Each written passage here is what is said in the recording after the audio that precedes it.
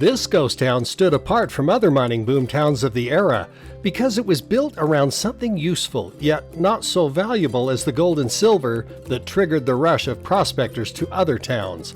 We'll show you where it's at next on Ghost Towns and More.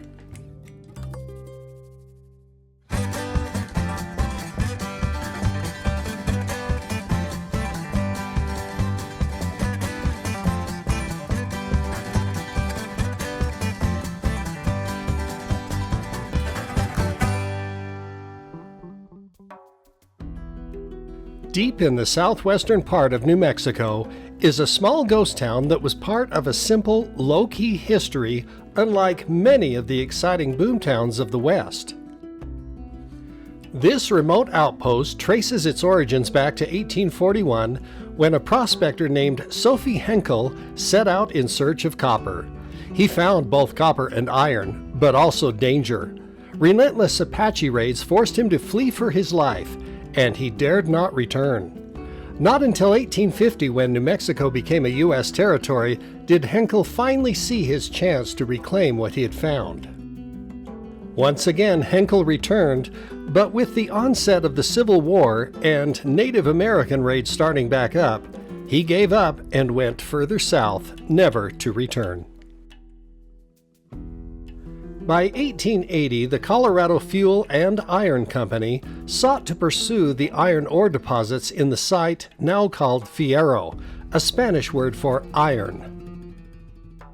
Unlike typical mining towns of the time, there wasn't a stampede of mining prospectors hoping to cash in on precious metals, as the mining interests here were only for base metals. The thing that drew people here was the prospect of steady employment.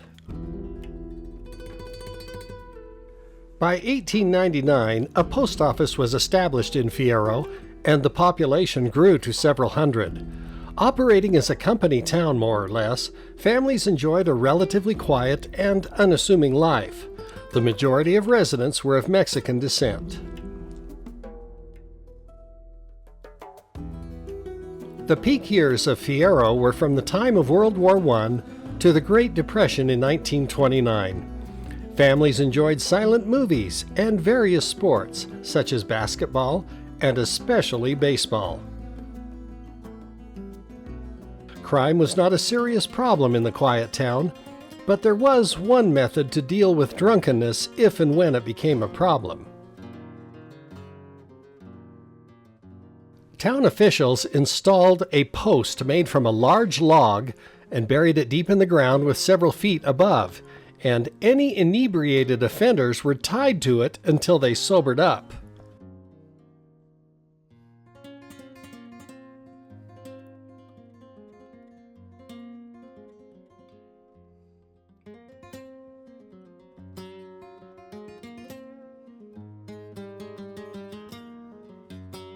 Fiero's history was marked by its share of accidents and misfortunes. Late one night in 1923, after a lively dance, a miner knocked over a kerosene lamp in his room. The flames spread fast, and within moments his home was ablaze.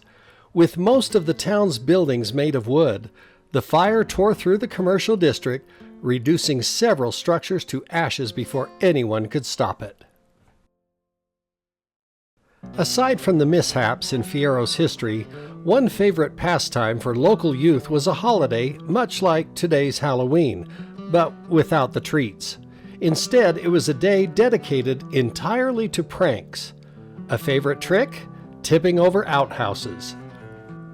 On one particular day of pranks, a resident who was determined to protect his outhouse stood guard by it with a shotgun in hand, ready to fend off any would-be troublemakers.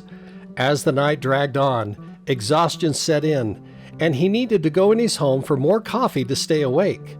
Thinking the coast was clear, he stepped inside for a refill, only for the pranksters to seize their moment.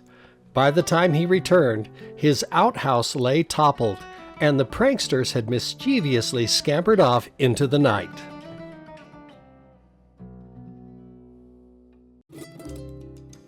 By 1931, the Great Depression had taken its toll, and the mines closed down, although some intermittent mining continued for several more years.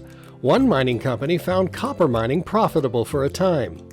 A tragic accident occurred when 4 miners were killed in an explosion in 1947. Eventually, everyone moved away and the town was abandoned.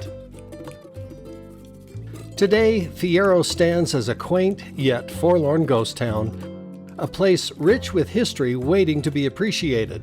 Just to the south, its sister town, Hanover, lingers as a semi-ghost town sharing in its storied past.